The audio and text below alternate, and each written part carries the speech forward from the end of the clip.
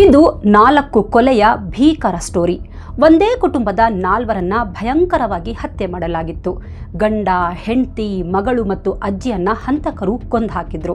In fact ಇದು property dealer ಒಬ್ಬರ ಕುಟುಂಬ. ಏರಿಯಾದವರ ಜೊತೆ ಒಳ್ಳೆ ಬಾಂಡಿಂಗ್ ಇತ್ತು. ಎಲ್ಲರ ಜೊತೆಗೂ ಚೆನ್ನಾಗಿದ್ರು. ಊರಿನ ದೊಡ್ಡ ದೊಡ್ಡ ಶ್ರೀಮಂತರು ಕೂಡ ಇವರ ಮನೆಗೆ ಹೋಗೋದು ಬರೋದು ಮಾಡ್ತಾ ಇದ್ರು. ಹೀಗಿದ್ದ ಇಡೀ ಕುಟುಂಬವನ್ನ ಕೊಂದಿದ್ದು ಯಾರು ಮತ್ತು ಯಾಕೆ ಅನ್ನೋದೇ ದೊಡ್ಡ ಪ್ರಶ್ನೆಯಾಗಿತ್ತು. ಈ ಪ್ರಶ್ನೆಯನ್ನ ಪೊಲೀಸರು ತುಂಬಾ ಚಾಣಾಕ್ಷತೆಯಿಂದ ಸಾಲ್ವ್ ಮಾಡಿದ್ರು. ಹಂತಕರು ಯಾರು ಅಂತ ಗೊತ್ತಾದಾಗ ಆದ ಆಶ್ಚರ್ಯಕ್ಕಿಂತ ಕೊಲೆ ಯಾಕೆ ಮಾಡಿದ್ರು ಅನ್ನೋದು ಗೊತ್ತಾದಾಗ ಸಿಕ್ಕಾಪಟ್ಟೆ ಆಶ್ಚರ್ಯವಾಗಿತ್ತು. ಹಾಗಾದ್ರೆ ಏನಿದು ಕೇಸ್? ಕೊಲೆಯಾದವರು ಯಾರು? ಕೊಲೆ ಮಾಡಿದ್ದು ಯಾರು? ಕೊಲೆಗೆ ಕಾರಣ ಏನು? ಪೊಲೀಸರು ಕೇಸ್ ಹೇಗೆ ಕ್ರ್ಯಾಕ್ ಮಾಡಿದ್ರು? ಇದೆಲ್ಲದರ ಬಗ್ಗೆ ನಮ್ಮ ಇವತ್ತಿನ ಕ್ರೈಮ್ ಸ್ಟೋರಿಯಲ್ಲಿ ಹೇಳ್ತೀವಿ. ನಾನು ಸಮೀನಾ. ಅಂದ ಹಾಗೆ ಇದು ಅವನಲ್ಲ ಅವಳು ಹಂತಕಿ ಕಥೆ. ನಮ್ಮ ಇವತ್ತಿನ ಸ್ಟೋರಿ ಸ್ಟಾರ್ಟ್ ಆಗೋದು ಹರಿಯಾಣದ ರೋಹತಕ್ನಿಂದ. ಅವತ್ತು ಆಗಸ್ಟ್ 23, 2021. ಆ ಒಂದು ಮನೆಯಲ್ಲಿ ಭೀಕರ ಕೊಲೆಗಳಾಗಿದ್ವು. 4 ಜನರನ್ನ ಯಾರೋ ನಿರ್ದಾಕ್ಷಿಣ್ಯವಾಗಿ ಕೊಂದು ಹಾಕಿದ್ರು. ಅಂದ ಹಾಗೆ ಹೀಗೆ ಸತ್ತವರು ಪ್ರದೀಪ್ ಮಲಿಕ್ ಕುಟುಂಬದ ಸದಸ್ಯರು. ಈ ಪ್ರದೀಪ್ ಮತ್ತು ಫ್ಯಾಮಿಲಿ ಬಗ್ಗೆ ಮೊದಲು ಹೇಳ್ತೀವಿ ನೋಡಿ. ರೋಹತಕ್ನಲ್ಲಿ ಪ್ರದೀಪ್ ಮಲಿಕ್ ತಮ್ಮ ಫ್ಯಾಮಿಲಿ ಜೊತೆಗೆ ವಾಸಿಸ್ತಾ ಇದ್ರು. ಅವರಿಗೆ 45 ವರ್ಷ ವಯಸ್ಸು. ಅವರ ಹೆಂಡತಿ ಬಬ್ಲಿ ದೇವಿ, ಅವರಿಗೆ 40 ವರ್ಷ.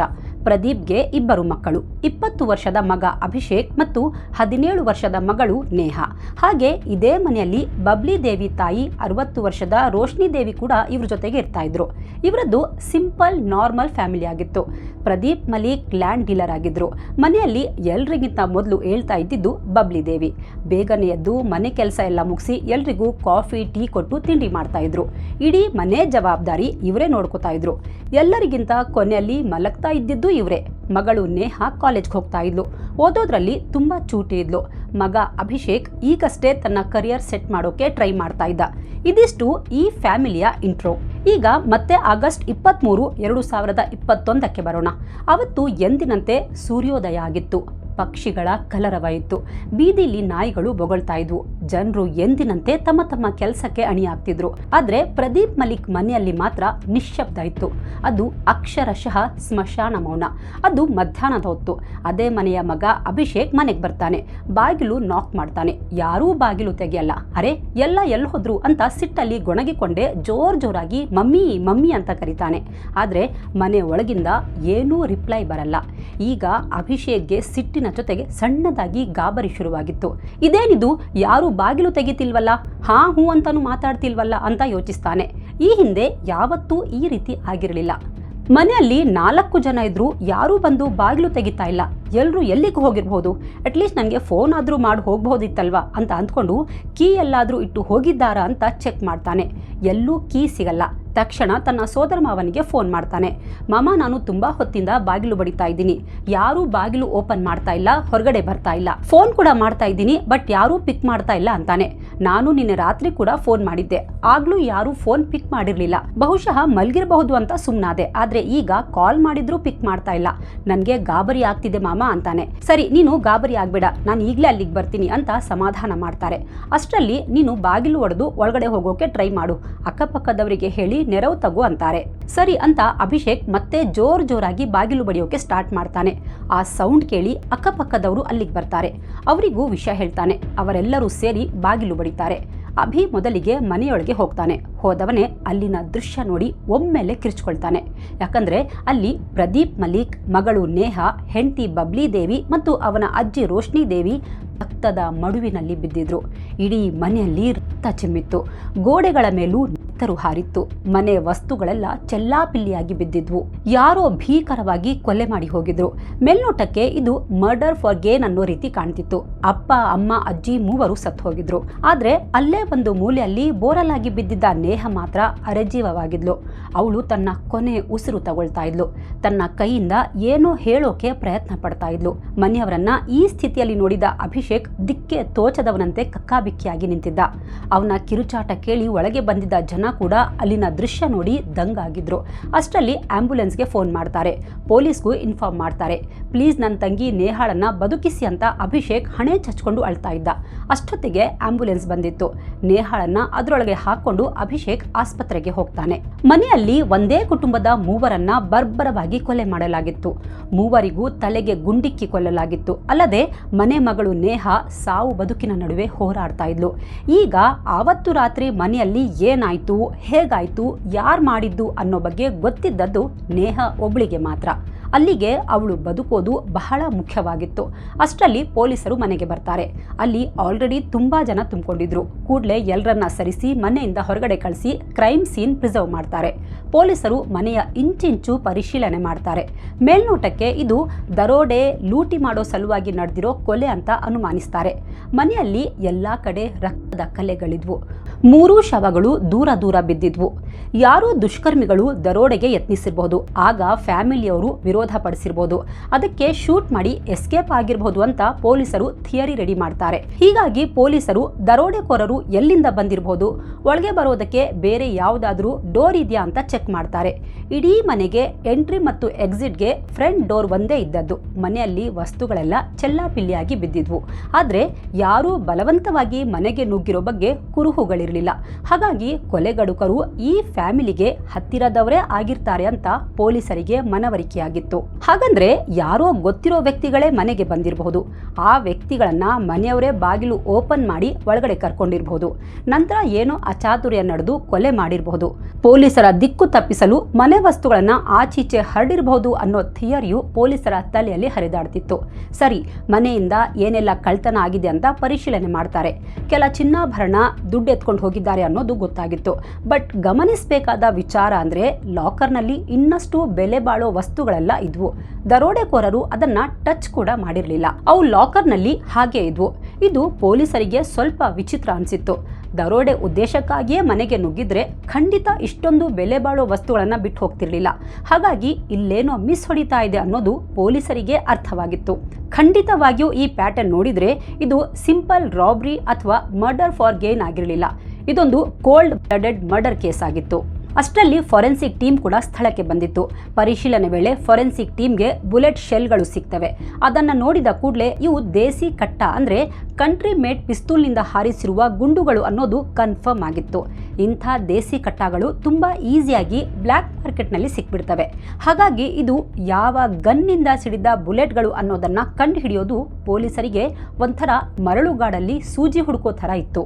ಕೊಲೆಗೆ ಮೋಟಿವ್ ಕ್ಲಿಯರ್ ಆಗಿರಲಿಲ್ಲ. ಮೊದಲಿಗೆ ಪ್ರದೀಪ್ ಮಲಿಕ್ ಬ್ಯಾಕ್ಗ್ರೌಂಡ್ ಚೆಕ್ ಮಾಡ್ತಾರೆ. ಅವರ ಫ್ರೆಂಡ್ಸ್, ರಿಲೇಟಿವ್ಸ್, ಬಿಸ್ನೆಸ್ ಕಾಂಟ್ಯಾಕ್ಟ್ಸ್ ಎಲ್ಲರನ್ನೂ ವಿಚಾರಣೆ ಮಾಡ್ತಾರೆ. ಮನೆ ತಪಾಸಣೆ ವೇಳೆ ಪೊಲೀಸರಿಗೆ ಒಂದು ಗನ್ ಸಿಕ್ಕಿತ್ತು. ಅದು ಕೂಡ ದೇಸಿ ಕಟ್ಟ. ಹಾಗಾದರೆ ಮರ್ಡರ್ ವೆಪನ್ ಇದೇ ಆಗಿರಬಹುದಾ ಅಂತ ಪರಿಶೀಲನೆ ಮಾಡ್ತಾರೆ. ಅದು ಕೊಲೆಯಾದ ಪ್ರದೀಪ್ ಮಲಿಕ್ರದ್ದೇ ಗನ್. ಅವರು ಕೂಡ ಇಲ್ಲಿಗಲ್ ಆಗಿ ದೇಸಿ ಕಟ್ಟ ಇಟ್ಕೊಂಡಿದ್ರು. ಹಾಗಾದರೆ ಪ್ರದೀಪ್ ಮಲಿಕ್ ಯಾಕೆ ತನ್ನ ಮನೆಯಲ್ಲಿ ಗನ್ ಇಟ್ಕೊಂಡಿದ್ದ? ಪ್ರಾಪರ್ಟಿ ಡೀಲರ್ ಆಗಿದ್ರಿಂದ ಅವರಿಗೇನಾದರೂ ಜೀವ ಭಯ ಇತ್ತಾ? ಅಥವಾ ಯಾರ ಜೊತೆಗಾದ್ರೂ ದ್ವೇಷ ಇತ್ತಾ? ಹಾಗಿದ್ದಿದ್ರೆ ಲೈಸೆನ್ಸ್ ಪಡೆದೇ ಗನ್ ತಗೋಬಹುದಿತ್ತಲ್ವಾ? ಪೊಲೀಸರ ಇನ್ನೊಂದು ಟೀಮ್ ಆಸ್ಪತ್ರೆಗೆ ಹೋಗುತ್ತೆ. ಅಭಿಷೇಕ್ ಅಲ್ಲೇ ವಾರ್ಡ್ ಮುಂದೆ ತಲೆ ತಗ್ಗಿಸ್ಕೊಂಡು ಅಳ್ತಾ ಕೂತಿದ್ದ. ಅವನು ಮನೆಯಲ್ಲಿ ನೋಡಿದ್ದ ದೃಶ್ಯ ಅವನನ್ನ ತುಂಬಾ ಡಿಸ್ಟರ್ಬ್ ಮಾಡಿತ್ತು. ಪೊಲೀಸರಿಗೆ ಏನೂ ಹೇಳೋ ಪರಿಸ್ಥಿತಿಯಲ್ಲಿರಲಿಲ್ಲ. ಅವನ ಮಾತೇ ನಿಂತು ಹೋಗಿತ್ತು. ಒಂದೇ ಒಂದು ರಾತ್ರಿಯಲ್ಲಿ ಅಪ್ಪ, ಅಮ್ಮ, ಅಜ್ಜಿಯನ್ನ ಕಳ್ಕೊಂಡಿದ್ದ. ತಂಗಿ ಅವನ ಎದುರೇ ಸಾವು ಬದುಕಿನ ನಡುವೆ ಹೋರಾಡ್ತಾ ಇದ್ಲು. ನೇಹಾ ಹೇಗಾದ್ರೂ ಬದುಕ್ಬಿಟ್ರೆ ಸಾಕು ಅಂತ ಸಂಬಂಧಿಕರನ್ನ ತಪ್ಕೊಂಡು ಅಳ್ತಾ ಇದ್ದ. ನನ್ನ ತಂಗಿಯನ್ನ ಉಳಿಸ್ಕೊಡು ದೇವ್ರೆ ಅಂತ ಬೇಡ್ಕೊತಾ ಇದ್ದ. ಸ್ವಲ್ಪ ಹೊತ್ತಿನ ನಂತರ ಸಾವರಿಸಿಕೊಂಡು ಪೊಲೀಸರ ಜೊತೆಗೆ ಮಾತಾಡ್ತಾನೆ. ನಿನ್ನೆ ರಾತ್ರಿ ನೀವು ಎಲ್ಲಿದ್ರಿ? ನೀವು ಮನೆಯಲ್ಲಿ ಯಾಕಿರಲಿಲ್ಲ ಅಂತ ಕೇಳ್ತಾರೆ. ಅದಕ್ಕೆ ಅಭಿಷೇಕ್, ಸರ್, ನನ್ನ ಮೀಟ್ ಮಾಡೋಕೆ ಅಂತ ನನ್ನ ಒಬ್ಬ ಫ್ರೆಂಡ್ ಬಂದಿದ್ದ. ಅವನನ್ನ ನೋಡಿ ಮಾತಾಡಿಸ್ಕೊಂಡು ಬರೋಣ ಅಂತ ನಾನು ಆಚೆ ಹೋಗಿದ್ದೆ ಸರ್ ಅಂತಾನೆ. ಹೀಗೆ ಎಲ್ಲ ಮಾಹಿತಿ ಶೇರ್ ಮಾಡ್ತಾ ಇರುವಾಗ ಒಂದು ವಿಚಾರ ಹೇಳ್ತಾನೆ. ಅದು ಪೊಲೀಸರಿಗೆ ಮೇಜರ್ ಕ್ಲೂ ಆಗಿತ್ತು. ಸರ್, ನನ್ನಪ್ಪ ಪ್ರದೀಪ್ ಮಲಿಕ್ ಒಬ್ಬ ಪ್ರಾಪರ್ಟಿ ಡೀಲರ್ ಆಗಿದ್ರು. ಯಾವುದೋ ಪ್ರಾಪರ್ಟಿ ವಿಷಯಕ್ಕೆ, ಹಣದ ವಿಷಯಕ್ಕೆ ಕೆಲವು ವ್ಯಕ್ತಿಗಳ ಜೊತೆ ವಿವಾದ ನಡೀತಾ ಇತ್ತು. ಮೇ ಬಿ ಪ್ರೊಫೆಷನಲ್ ದ್ವೇಷದಿಂದಾಗಿ ನನ್ನ ಇಡೀ ಫ್ಯಾಮಿಲಿಯನ್ನ ಅವರೇ ಕೊಲೆ ಮಾಡಿಸಿರಬಹುದು ಸರ್ ಅಂತಾನೆ. ಅವ್ರು ಯಾರು, ಎತ್ತ ಅಂತ ಎಲ್ಲ ಡೀಟೇಲ್ಸ್ ತಗೋತಾರೆ. ಬಟ್ ಅಭಿಷೇಕ್ಗೆ ಅಪ್ಪನಿಗೆ ಯಾರದ್ದೋ ಜೊತೆಗೆ ದ್ವೇಷ ಇತ್ತು ಅಂತ ಗೊತ್ತಿತ್ತು, ಬಟ್ ಯಾರ ಜೊತೆಗೆ ಅನ್ನೋದು ಗೊತ್ತಿರಲಿಲ್ಲ. ಪೊಲೀಸರಿಗೂ ತನಗೆ ಗೊತ್ತಿದ್ದನ್ನ ಹೇಳ್ತಾನೆ. ಈಗ ಪೊಲೀಸರಿಗೆ ಪ್ರಮುಖವಾಗಿ ಬೇಕಾಗಿದ್ದು ನೇಹಾ ಸ್ಟೇಟ್ಮೆಂಟ್. ಆದರೆ ಅವಳಿನ್ನೂ ಯಾರೊಂದಿಗೂ ಮಾತಾಡೋ ಪರಿಸ್ಥಿತಿಯಲ್ಲಿ ಇರಲಿಲ್ಲ. ಇನ್ಫ್ಯಾಕ್ಟ್ ಅವಳು ಬದುಕೋದೇ ಅನುಮಾನವಾಗಿತ್ತು. ಪ್ರಕರಣದ ಗಂಭೀರತೆ ಅರಿತ ಸರ್ಕಾರ SIT ಫಾರ್ಮ್ ಮಾಡುತ್ತೆ. ನುರಿತ ಕೆಲವು ಆಫೀಸರ್ಗಳು ತನಿಖೆ ಆರಂಭಿಸ್ತಾರೆ. SIT ಈ ಕೇಸನ್ನ ಸ್ಕ್ರಾಚ್ ಇಂದ ತನಿಖೆ ಮಾಡೋಕೆ ಸ್ಟಾರ್ಟ್ ಮಾಡುತ್ತೆ. ಈ ಬಾರಿ SIT ಬೇರೆ ಆಂಗಲ್ನಲ್ಲಿ ಪರಿಶೀಲನೆ ಶುರು ಮಾಡ್ತಾರೆ. ಮನೆ ಅಕ್ಕಪಕ್ಕದವರನ್ನ, ಪ್ರದೀಪ್ ಬಿಸ್ನೆಸ್ ಫ್ರೆಂಡ್ಸ್ನ ಮತ್ತೆ ವಿಚಾರಣೆಗೆ ಕರೀತಾರೆ. ಆದರೆ ಎಷ್ಟೇ ತನಿಖೆ ಮಾಡಿದ್ರೂ ಯಾರಿಂದಲೂ ಮೇಜರ್ ಕ್ಲೂ ಸಿಗಲ್ಲ. SIT ಹತ್ರನೂ ಇದ್ದಿದ್ದು ಮಗ ಅಭಿಷೇಕ್ನ ಸ್ಟೇಟ್ಮೆಂಟ್, ಬಟ್ ಅದರಲ್ಲಿ ಇಂಥವರೇ ಅಂತ ಹೇಳೋಕೆ ಯಾವುದೂ ಹೆಸರು ಇರಲಿಲ್ಲ. ಇನ್ನು ಕೊಲೆಯ ಪ್ರತ್ಯಕ್ಷ ಸಾಕ್ಷಿ ನೇಹಾ. ವಿಪರ್ಯಾಸ ಅಂದರೆ ಕೊಲೆಯ ಮಾರನೇ ದಿನವೇ ನೇಹಾ ಕೂಡ ಆಸ್ಪತ್ರೆಯಲ್ಲಿ ಸತ್ತೋಗ್ತಾಳೆ. ಅಲ್ಲಿಗೆ ಇದ್ದೊಬ್ಬ ಸಾಕ್ಷಿ ಕೂಡ ತೀರ್ಕೊಂಡಿದ್ಲು. ತನಿಖೆ ಮತ್ತೆ ಝೀರೋಗೆ ಬಂದು ನಿಂತಿತ್ತು. ಒಂದೇ ಕುಟುಂಬದ 4 ಹತ್ಯೆ, ಅದು ಹೈ ಪ್ರೊಫೈಲ್ ಕೇಸ್ ಆಗಿದ್ರಿಂದ ಪೊಲೀಸರ ಮೇಲೆ ಮೀಡಿಯಾ ಪ್ರೆಷರ್ ಜಾಸ್ತಿ ಇತ್ತು. ಹೇಗಾದರೂ ಮಾಡಿ ಪೊಲೀಸರಿಗೆ ಆದಷ್ಟು ಬೇಗ ಈ ಕೇಸ್ ಕ್ರ್ಯಾಕ್ ಮಾಡಲೇಬೇಕಾಗಿತ್ತು. ಈ ವೇಳೆ SITಯ ತನಿಖಾಧಿಕಾರಿಗೆ ಅಭಿಷೇಕ್ನನ್ನ ಮತ್ತೊಮ್ಮೆ ಪ್ರಶ್ನೆ ಮಾಡೋಣ ಅನ್ಸುತ್ತೆ. ಯಾಕಂದ್ರೆ ಅವನು ಅಪ್ಪನಿಗೆ ಯಾರ ಜೊತೆಗೋ ದ್ವೇಷ ಇತ್ತು ಅಂತ ತನ್ನ ಸ್ಟೇಟ್ಮೆಂಟ್ನಲ್ಲಿ ಹೇಳಿದ್ದು ಆ ಅಧಿಕಾರಿಯ ತಲೆಯಲ್ಲಿ ಗಿರ್ಕಿ ಹೊಡಿತಾ ಇತ್ತು. ಮತ್ತೇನಾದ್ರೂ ಎಕ್ಸ್ಟ್ರಾ ಇನ್ಫಾರ್ಮೇಶನ್ ಸಿಗಬಹುದು ಅನ್ನೋ ಕಾರಣಕ್ಕೆ ಅವನನ್ನ ಮತ್ತೆ ವಿಚಾರಣೆಗೆ ಕರೀತಾರೆ. ಅಭಿಷೇಕ್ ಅದಾಗ್ಲೇ ಅಪ್ಪ, ಅಮ್ಮ, ಅಜ್ಜಿ, ತಂಗಿಯನ್ನ ಕಳ್ಕೊಂಡು ಕಂಗಾಲಾಗಿದ್ದ. ಅವನಿಗೆ ದಿಕ್ಕೆ ತೋಚದಂತಾಗಿತ್ತು. ಪೊಲೀಸರು ಅಭಿಷೇಕ್ನ ಕೂರಿಸಿಕೊಂಡು ಕೆಲವು ಬೇಸಿಕ್ ಪ್ರಶ್ನೆ ಕೇಳ್ತಾರೆ. ನೀವವತ್ತು ರಾತ್ರಿ ಎಲ್ಲಿದ್ರಿ, ಹೊರಗಡೆ ಯಾಕೆ ಹೋಗಿದ್ರಿ ಅಂತ ಸೇಮ್ ರಿಪೀಟ್ ಪ್ರಶ್ನೆ ಕೇಳ್ತಾರೆ. ಅಭಿಷೇಕ್ ಕೂಡ ಸೇಮ್ ಉತ್ತರ ಕೊಡ್ತಾನೆ. ಫ್ರೆಂಡ್ನ ಮೀಟ್ ಮಾಡೋಕೆ ಹೋಗಿದ್ದೆ ಅಂತಾನೆ. ಸರಿ, ಎಷ್ಟು ಗಂಟೆಗೆ ಹೋಗಿದ್ರಿ, ಮನೆಗೆ ಎಷ್ಟು ಗಂಟೆಗೆ ರಿಟರ್ನ್ ಬಂದ್ರಿ ಅಂತ ಕೇಳ್ತಾರೆ. ಅದಕ್ಕೆ ಅಭಿಷೇಕ್, ಇಲ್ಲ ಸರ್, ಅವತ್ತು ನಾನು ವಾಪಸ್ ಮನೆಗೆ ಬರೋಕೆ ಆಗಲಿಲ್ಲ, ರಾತ್ರಿ ನಾನು ಅವನ ಜೊತೆಗೆ ಹೋಟೆಲ್ನಲ್ಲೇ ಇದ್ದೆ ಅಂತಾನೆ. ಯಾಕೋ SITಯ ತನಿಖಾಧಿಕಾರಿಗೆ ಅವನ ಮಾತುಗಳು ಗೋಜಲು ಅನಿಸಿದ್ವು. ಸರಿ, ನಿಮ್ಮ ಫ್ರೆಂಡ್ ಹೆಸರೇನು, ಅವನು ಎಲ್ಲಿರ್ತಾನೆ, ಇಲ್ಲಿಗೆ ಯಾಕೆ ಬಂದಿದ್ದ ಅಂತ ವಿಚಾರಿಸ್ತಾರೆ. ಎಲ್ಲ ಪ್ರಶ್ನೆಗಳಿಗೂ ಏನೂ ತಡವರಿಸದೆ ಉತ್ತರ ಕೊಡ್ತಾನೆ. ಸರಿ, ಆ ರಾತ್ರಿ ನೀವು ಮನೆಗೆ ಫೋನ್ ಮಾಡಿದ್ರಿ ಅಂತ ಹೇಳಿದ್ರಿ, ಏನಾಯ್ತು ಆಗ ವಿವರವಾಗಿ ಹೇಳಿ ಅಂತಾರೆ. ಸರ್, ಅವತ್ತು ರಾತ್ರಿ ನಾನು ಫ್ರೆಂಡ್ ಜೊತೆಗೆ ಇರ್ತೀನಿ ಅಂತ ಹೇಳೋಕೆ ಮನೆಗೆ ಫೋನ್ ಮಾಡಿದ್ದೆ, ಆದರೆ ಯಾರೂ ಫೋನ್ ಪಿಕ್ ಮಾಡಲಿಲ್ಲ. ನನಗೆ ಯಾಕೋ ಸ್ಟ್ರೇಂಜ್ ಅನ್ನಿಸ್ತು. ಬಹುಶಃ ಎಲ್ಲರೂ ಮಲಗಿರಬಹುದು ಅಂತ ಅಂದ್ಕೊಂಡು ನಾನು ಫ್ರೆಂಡ್ ಜೊತೆಗೆ ಉಳ್ಕೊಬಿಟ್ಟೆ. ಮಾರನೇ ದಿನ ಎದ್ದು ಮಧ್ಯಾಹ್ನದ ಸುಮಾರಿಗೆ ಮನೆಗೆ ಹೋದೆ. ಅಲ್ಲಿಗೆ ಹೋಗಿ ಎಷ್ಟೇ ಬಾಗಿಲು ಬಡಿದ್ರೂ ಯಾರೂ ಡೋರ್ ಓಪನ್ ಮಾಡಲಿಲ್ಲ. ಆಮೇಲೆ ಸೋದರ ಮಾವನಿಗೆ ಫೋನ್ ಮಾಡಿದೆ. ಅವರು ಬಾಗಿಲು ಒಡೆದು ಒಳಗಡೆ ಹೋಗು ಅಂದರು. ಅಕ್ಕಪಕ್ಕದವರ ಸಹಾಯದಿಂದ ನಾನು ಬಾಗಿಲು ಒಡೆದು ಒಳಗಡೆ ಹೋಗಿ ನೋಡಿದೆ. ಅಲ್ಲಿ ಎಲ್ಲರೂ ರಕ್ತದ ಮಡುವಿನಲ್ಲಿ ಬಿದ್ದಿದ್ರು. ಪಾಪಿಗಳು ಯಾರೋ ಕೊಲೆ ಮಾಡಿ ಹೋಗಿದ್ರು ಸರ್ ಅಂತ ಹೇಳ್ತಾ ಅಳೋಕೆ ಸ್ಟಾರ್ಟ್ ಮಾಡ್ತಾನೆ. ನಿಮ್ಮ ತಂದೆಗೆ ಯಾರಾದರೂ ದ್ವೇಷಿಗಳು, ದುಶ್ಮನ್ಗಳು ಇದ್ರ ಅಂತ ಕೇಳ್ತಾರೆ. ಸರ್, ನಾನು ಆ ಪೊಲೀಸರಿಗೂ ಹೇಳಿದ್ದೆ, ನಮ್ಮಪ್ಪ ಪ್ರಾಪರ್ಟಿ ಡೀಲರ್ ಆಗಿದ್ರಿಂದ ಹಲವು ಜನರಿಗೆ ಅವರನ್ನು ಕಂಡ್ರೆ ಆಗ್ತಿರಲಿಲ್ಲ, ಬಟ್ ಯಾರು ಅಂತ ನನಗೆ ಗೊತ್ತಿಲ್ಲ ಸರ್ ಅಂತಾನೆ. ಅವನು ಅದಾಗಲೇ ಇದೆಲ್ಲವನ್ನು ಹೇಳಿದ್ದಾನೆ ಅಂತ ಗೊತ್ತಿದ್ದು ಪೊಲೀಸರು ಮತ್ತೆ ವಿಚಾರಿಸೋಕೆ ಕಾರಣ ಇತ್ತು. ಅವನು ಮಾತಾಡುವಾಗ ಅವನ ಕಣ್ಣು, ಹಾವಭಾವ ಎಲ್ಲವನ್ನ ಸ್ಟಡಿ ಮಾಡ್ತಾರೆ. ಈ ವೇಳೆ ಅಯೋಗೆ ಅವನು ನಮ್ಮಿಂದ ಏನೋ ಮುಚ್ಚಿಡ್ತಾ ಇದ್ದಾನೆ ಅನ್ನೋದು ಅರಿವಾಗಿತ್ತು. ಆದರೂ ಏನೂ ಹೇಳ್ದೆ, ಸರಿ ನೀವಿನ್ನು ಹೊರಡಿ, ಮತ್ತೆ ಬೇಕಾದಾಗ ಕರೆಸ್ತೀವಿ ಅಂತ ಹೇಳಿ ಕಳಿಸ್ತಾರೆ. ಅಭಿಷೇಕ್ ಹೇಳಿದ್ದ ಕಥೆಯನ್ನ ವೆರಿಫೈ ಮಾಡೋಕೆ ಮುಂದಾಗ್ತಾರೆ. ಮೊದಲಿಗೆ ಅವನು ಹೇಳಿದ ಹೋಟೆಲ್ಗೆ ಹೋಗಿ ವಿಚಾರಿಸ್ತಾರೆ. ಎಸ್, ಆ ರಾತ್ರಿ ಅವನು ಅದೇ ಹೋಟೆಲ್ನಲ್ಲಿ ತಂಗಿದ್ದ ಅನ್ನೋದು ಕನ್ಫರ್ಮ್ ಆಗುತ್ತೆ. ಮತ್ತೊಬ್ಬ ವ್ಯಕ್ತಿ ಯಾರು ಅಂತಾನೂ ಅವನ ಬಗ್ಗೆ ಡೀಟೇಲ್ ತೆಗಿತಾರೆ. ಸೇಮ್ ಸಿಟಿಯಲ್ಲಿ ದೊಡ್ಡ ಮನೆ ಇರುವಾಗ ಅವನು ಫ್ರೆಂಡ್ ಜೊತೆ ಹೋಟೆಲ್ನಲ್ಲಿ ಯಾಕೆ ಸ್ಟೇ ಮಾಡ್ದ? ಈ ಪ್ರಶ್ನೆ ಪೊಲೀಸರಿಗೆ ಕೊರಿತಿತ್ತು. ಆ ಏರಿಯಾದಲ್ಲಿದ್ದ ಎಲ್ಲ CCTV ಚೆಕ್ ಮಾಡ್ತಾರೆ. ವಿಜಯನಗರ ಸೇರಿದಂತೆ ಅಕ್ಕಪಕ್ಕದ ಅಂಗಡಿ, ಲಾಡ್ಜ್, ಚಿಕ್ಕ ಚಿಕ್ಕ ಗಲ್ಲಿಯಲ್ಲಿನ CCTV ಫುಟೇಜ್ ಚೆಕ್ ಮಾಡ್ತಾರೆ. ಗಂಟೆಗಟ್ಟಲೆ ಫುಟೇಜ್ ಪರಿಶೀಲನೆ ಮಾಡ್ತಾರೆ. ಕೆಲವು ಗಂಟೆಗಳ ಬಳಿಕ ಒಂದು ಫುಟೇಜ್ ಮೇಲೆ ಪೊಲೀಸರ ಗಮನ ಹೋಗುತ್ತೆ. ಅದರಲ್ಲಿ ಒಬ್ಬ ವ್ಯಕ್ತಿ ನಡ್ಕೊಂಡು ಹೋಗ್ತಿರೋದು ಕಾಣಿಸುತ್ತೆ. ಆದರೆ ಆ ಫುಟೇಜ್ ಫುಲ್ ಬ್ಲರ್ ಇತ್ತು. ಆ ವ್ಯಕ್ತಿ ತುಂಬ ದೂರದಲ್ಲಿ ನಡ್ಕೊಂಡು ಹೋಗ್ತಿರೋದು ರೆಕಾರ್ಡ್ ಆಗಿತ್ತು. ಬಟ್ ಇಮೇಜ್ ಬ್ಲರ್ ಇದ್ದುದರಿಂದ ಅವನ ಗುರ್ತು ಪತ್ತೆ ಮಾಡೋದು ಕಷ್ಟವಾಗಿತ್ತು.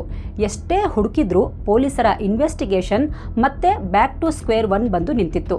ಪೊಲೀಸರು ತಲೆ ಕೆಡಿಸ್ಕೊಂಡು ಮತ್ತೆ ಒಂದು ರೌಂಡ್ ಟೇಬಲ್ ಮೀಟಿಂಗ್ ಮಾಡ್ತಾರೆ. ನಾವೆಲ್ಲೋ ಏನೋ ಮಿಸ್ ಮಾಡ್ತಾ ಇದ್ದೀವಿ ಅಂತ ಚರ್ಚೆ ಮಾಡ್ತಾರೆ.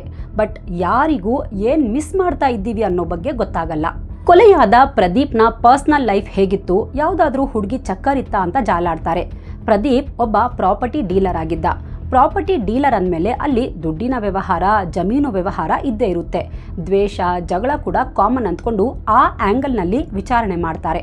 ಎಷ್ಟೇ ಹುಡುಕಿದ್ರೂ ಕೊಲೆ ಮಾಡುವಂತಹ ಬಿಸ್ನೆಸ್ ರೈವಲ್ರಿ ಕಾಣಿಸಲ್ಲ. ಈಗ ಒಂದಂತೂ ಖಚಿತವಾಗಿತ್ತು, ಪೊಲೀಸರು ಹುಡುಕಿದಾಗ್ಲೂ ಬಿಸ್ನೆಸ್ ರೈವಲ್ರಿ ಮೇಜರ್ ಆಗಿರಲಿಲ್ಲ. ಪ್ರದೀಪ್ ಅಣ್ಣ ಹೇಳೋ ಹಾಗೆ ಅವರಿಗೆ ಸಾಯಿಸುವಂತಹ ದುಶ್ಮನ್ಗಳು ಇರಲಿಲ್ಲ. ಹಾಗಿದ್ದಾಗ ಬರೀ ಅಭಿಷೇಕ್ಗೆ ಮಾತ್ರ ಅಪ್ಪನಿಗೆ ಹಲವು ರೈವಲ್ಸ್ ಇದ್ರು ಅಂತ ಯಾಕನ್ನಿಸ್ತು? ಅಲ್ಲಿಗೆ ಅಭಿಷೇಕ್ನದ್ದೇ ಏನೋ ಕಿತಾಪತಿ ಇರಬಹುದು ಅನ್ನೋ ಸಂಶಯ ದಟ್ಟವಾಗಿತ್ತು. ಈಗ ಪೊಲೀಸರ ಅನುಮಾನದ ರಡಾರ್ನಲ್ಲಿ ಅಭಿಷೇಕ್ ಇದ್ದ. ಹಾಗಾಗಿ ಅವನ ಕಾಲ್ ಡೀಟೇಲ್ಸ್ ತೆಗೆಸ್ತಾರೆ. ಅವನಿಗೆ ಗೊತ್ತಾಗದಂತೆ ಅವನ ಫ್ರೆಂಡ್ಸ್, ರಿಲೇಟಿವ್ಸ್ ಹತ್ರ ವಿಚಾರಿಸ್ತಾರೆ.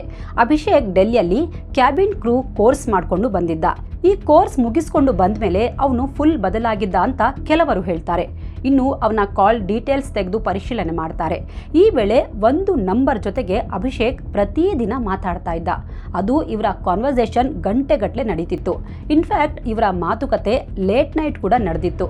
ಇಬ್ಬರ ನಡುವೆ ಚಾಟಿಂಗ್ ಕೂಡ ನಡೀತಿತ್ತು. ಪೊಲೀಸರು ಆ ನಂಬರ್ ಟ್ರೇಸ್ ಮಾಡ್ತಾರೆ. ಅದು ಒಬ್ಬ ಯುವಕನ ನಂಬರ್ ಆಗಿತ್ತು. ಕ್ರಾಸ್ ಚೆಕ್ ಮಾಡಿದಾಗ ಅವತ್ತು ಹೋಟೆಲ್ನಲ್ಲಿ ರೂಮ್ ಬುಕ್ ಮಾಡಿ ಸ್ಟೇ ಮಾಡಿದ್ದು ಅದೇ ಯುವಕನ ಜೊತೆಗೆ. ಅಂದ್ರೆ ಇಬ್ರು ತುಂಬಾ ಖಾಸ್ ದೋಸ್ತಗಳು ಅನ್ನೋದು ಗೊತ್ತಾಗಿತ್ತು. ಅವತ್ತು ಹೋಟೆಲ್ಗೆ ಹೋಗಿದ್ದ ಪೊಲೀಸರು ಆ ಯುವಕನ ಬಗ್ಗೆಯೂ ವಿಚಾರಿಸಿದ್ರು. ಇನ್ಫ್ಯಾಕ್ಟ್ ಆ ಯುವಕ ರೂಮ್ ಬಿಟ್ಟು ಆಚೆಗೆ ಬಂದಿರಲಿಲ್ಲ. ಹಾಗೆ ಅಭಿಷೇಕ್ ಕೂಡ ಹೋಟೆಲ್ ರೂಮ್ಗೆ ಬಂದ ಬಳಿಕ ಮತ್ತೆ ಆಚೆ ಬಂದಿರಲಿಲ್ಲ.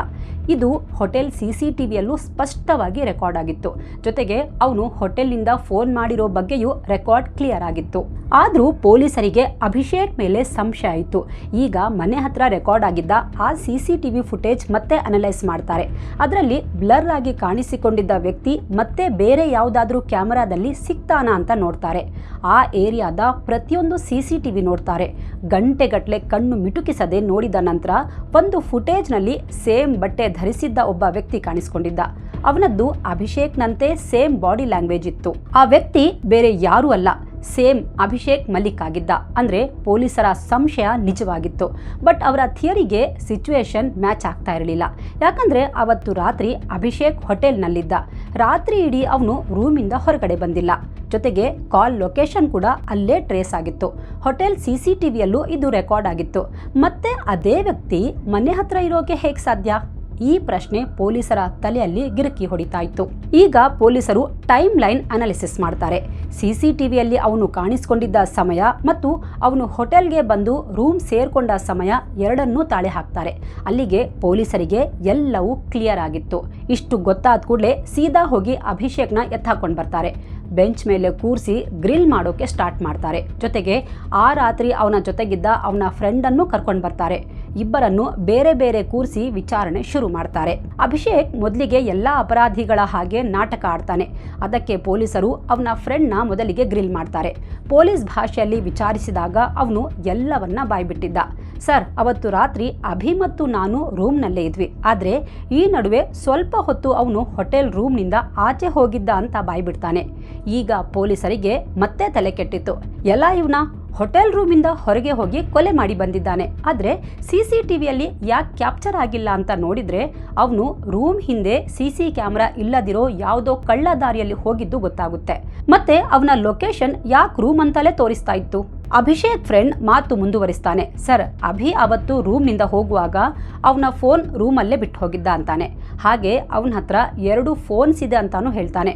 ಅವನು ಇನ್ನೊಂದು ಮೊಬೈಲ್ ತಗೊಂಡು ಹೋಗಿದ್ದ ಸರ್ ಅಂತ ನಿಜ ಹೇಳ್ತಾನೆ. ಅವನಿಂದ ಅಭಿ ಸೆಕೆಂಡ್ ನಂಬರ್ ತಗೋತಾರೆ. ಅದರ ಲೊಕೇಶನ್ ವೆರಿಫೈ ಮಾಡಿದಾಗ ಆ ರಾತ್ರಿ ಅದು ಪ್ರದೀಪ್ ಮಲಿಕ್ ಮನೆ ಸುತ್ತಮುತ್ತ ಇತ್ತು ಅನ್ನೋದು ಗೊತ್ತಾಗಿತ್ತು.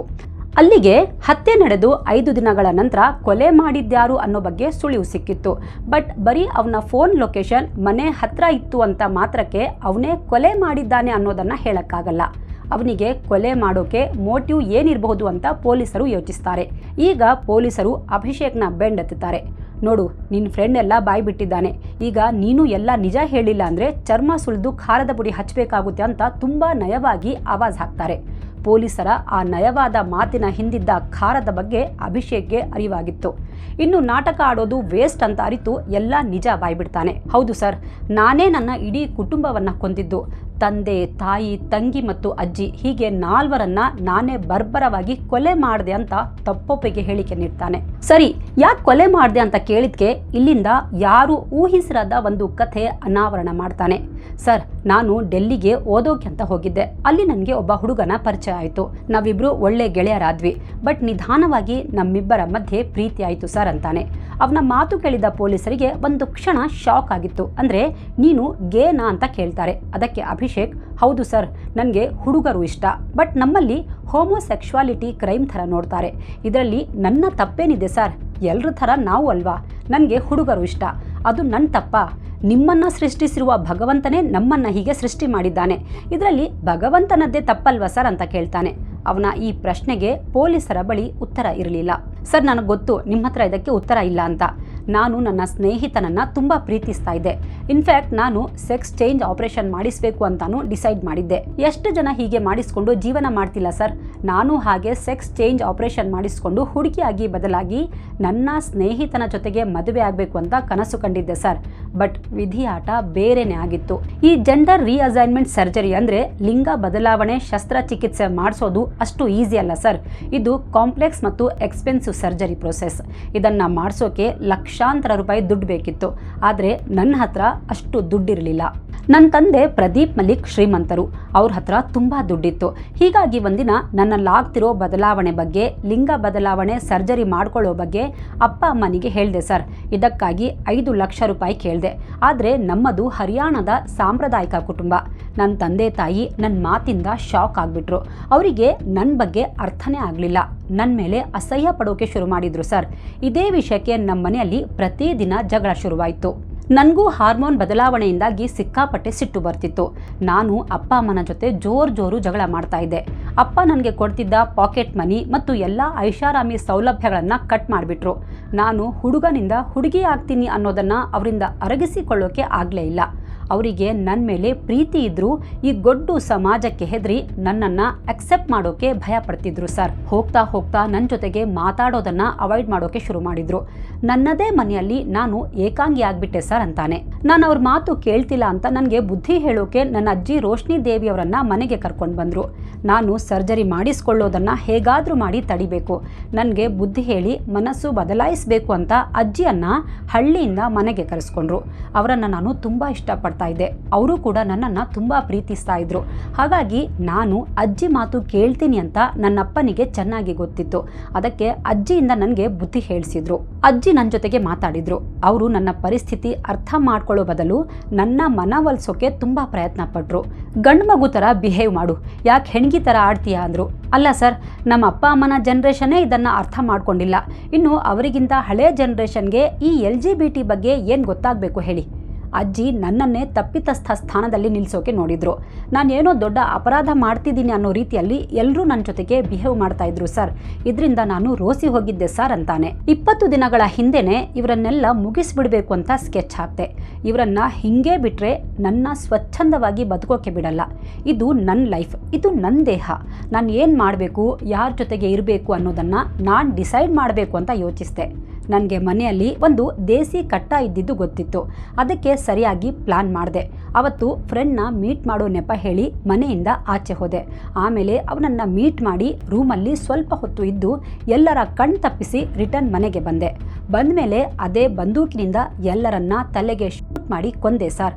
ನನಗೆ ಆಗ ಒಂಥರ ನೆಮ್ಮದಿ ಸಿಕ್ತು ಸರ್ ಅಂತ ತಾನು ಮಾಡಿದ ಪಾಪ ಕೃತ್ಯದ ಬಗ್ಗೆ ಅಭಿಷೇಕ್ ಹೇಳ್ತಾನೆ. ಮತ್ತೆ ರೂಮ್ ಸೇರ್ಕೊಂಡೆ. ಸುಮ್ಮನೆ ಮಿಸ್ಲೀಡ್ ಮಾಡೋಕೆ ನಾನೇ ಮನೆಗೆ ಕಾಲ್ ಮಾಡಿದೆ.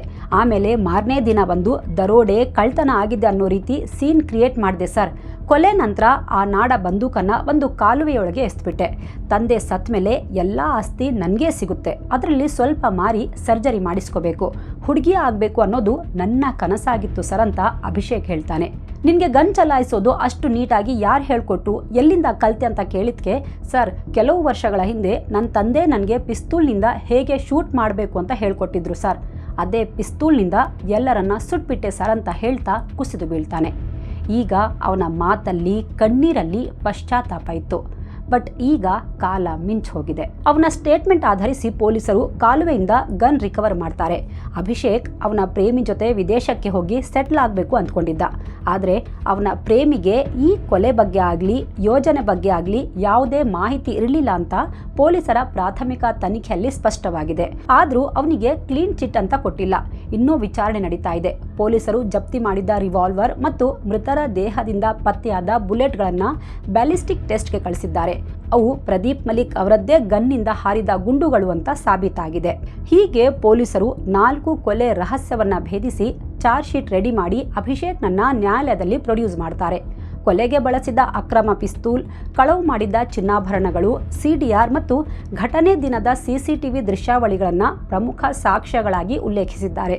ನ್ಯಾಯಾಲಯ ಅವನಿಗೆ ನ್ಯಾಯಾಂಗ ಬಂಧನ ವಿಧಿಸಿ ಸುನೇರಿಯಾ ಜೈಲಿಗೆ ಕಳಿಸಿದೆ. ಜೈಲಿಗೆ ಹೋದ ನಂತರ ಅಭಿಷೇಕ್ ತನ್ನ ವಕೀಲರ ಮೂಲಕ ಪತ್ರಿಕಾಗೋಷ್ಠಿ ನಡೆಸ್ತಾನೆ. ಇದರಲ್ಲಿ ನಾನ್ ಕೊಲೆ ಮಾಡಿಲ್ಲ, ಪೊಲೀಸರೇ ನನ್ನ ಮೇಲೆ ಒತ್ತಡ ಹಾಕಿ ಸುಳ್ಳು ಒಪ್ಪಿಗೆ ಪತ್ರಕ್ಕೆ ಸಹಿ ಹಾಕಿಸಿಕೊಂಡಿದ್ದಾರೆ. ಲಿಂಗ ಬದಲಾವಣೆ, ಸಮಲಿಂಗಿ ಸಂಬಂಧ ಮತ್ತು ಆಸ್ತಿ ವಿವಾದವೆಲ್ಲ ಪೊಲೀಸರು ಸೃಷ್ಟಿಸಿದ ಸುಳ್ಳು ಕಥೆಗಳು ಅಂತ ಜೈಲಿನಿಂದಲೇ ಹೇಳಿಕೆ ನೀಡಿದ್ದ. ಅಲ್ಲದೆ ಜಾಮೀನಿಗಾಗಿ ಅರ್ಜಿ ಹಾಕಿದ್ದ. ಆದರೆ ಆರೋಪಿ ಅಭಿಷೇಕ್ ಮಲಿಕ್ನ ಜಾಮೀನು ಅರ್ಜಿಯನ್ನ ಕೋರ್ಟ್ ತಿರಸ್ಕರಿಸಿದೆ. ಆತ ಸದ್ಯ ಹರಿಯಾಣದ ಸುನೇರಿಯಾ ಜೈಲಿನಲ್ಲೇ ಇದ್ದಾನೆ. ಅಪರಾಧದ ಸ್ವರೂಪ ಅತ್ಯಂತ ಕ್ರೂರವಾಗಿರೋದ್ರಿಂದ ಅವನಿಗೆ ಜಾಮೀನು ಸಿಗೋದು ಕಷ್ಟ ಅಂತ ಹೇಳಲಾಗ್ತಾ ಇದೆ. ದೇಹದಲ್ಲಿ ಹಾರ್ಮೋನ್ ಬದಲಾವಣೆಯಾಗೋದು ಸಹಜ ಪ್ರಕ್ರಿಯೆ. ದೇಹದಲ್ಲಾಗುವ ಬದಲಾವಣೆಗಳಿಗೆ ಯಾರೂ ಹೊಣೆಗಾರರಲ್ಲ. ಈಗಲೂ ಗೇ ಮತ್ತು ಲೆಸ್ಬಿಯನ್ಗಳನ್ನು ನಮ್ಮ ಸಮಾಜ ತುಂಬ ಕೆಟ್ಟದಾಗಿ ನೋಡುತ್ತೆ. ಫೇಮಸ್ ಕ್ರಿಕೆಟರ್ ಸಂಜಯ್ ಬಂಗಾರ್ ಅವರ ಮಗ ಹೆಣ್ಣಾಗಿ ಬದಲಾಗಿಲ್ವಾ? ಅವರ ದೇಹ ಅವರ ಇಷ್ಟ. ಸೊ ಈ ವಿಚಾರದಲ್ಲಿ ಅಭಿಷೇಕ್ನದ್ದು ಖಂಡಿತ ತಪ್ಪಿಲ್ಲ. ಅವನನ್ನು ತಂದೆ ತಾಯಿ ಅಕ್ಸೆಪ್ಟ್ ಮಾಡಬೇಕಿತ್ತು. ಹೆತ್ತವರೇ ಮಕ್ಕಳನ್ನು ತಿರಸ್ಕರಿಸಿಬಿಟ್ರೆ ಅವ್ರು ಎಲ್ಲಿಗೆ ಹೋಗಬೇಕು? ಹಾಗಂತ ಅಭಿಷೇಕ್ ಮಾಡಿದ್ದು ಅಕ್ಷಮ್ಯ ಅಪರಾಧ. ಅವನಿಗೆ ಮನೆಯವರಿಂದ ಸಹಾಯ ಸಿಗಲಿಲ್ಲ ಅಂದರೆ ಮನೆ ಬಿಟ್ಟು ಹೊರಗಡೆ ಬಂದು ಏನಾದರೂ ಕೆಲಸ ಮಾಡಿ ದುಡಿದು ಸ್ವಾವಲಂಬಿ ಬದುಕು ಕಟ್ಕೊಳ್ಬೇಕಿತ್ತು. ಅದು ಬಿಟ್ಟು ಹೀಗೆ 4 ಕೊಲೆ ಮಾಡಿದ್ದು ಖಂಡಿತ ಅಪರಾಧ. ಅವನಿಗೆ ಶಿಕ್ಷೆ ಆಗಲೇಬೇಕು. ಈ ಕೇಸ್ ಬಗ್ಗೆ ನಿಮಗೆ ಏನು ಅನಿಸುತ್ತೆ? ಕಾಮೆಂಟ್ ಮಾಡಿ ತಿಳಿಸಿ. Thank you so much. Take care.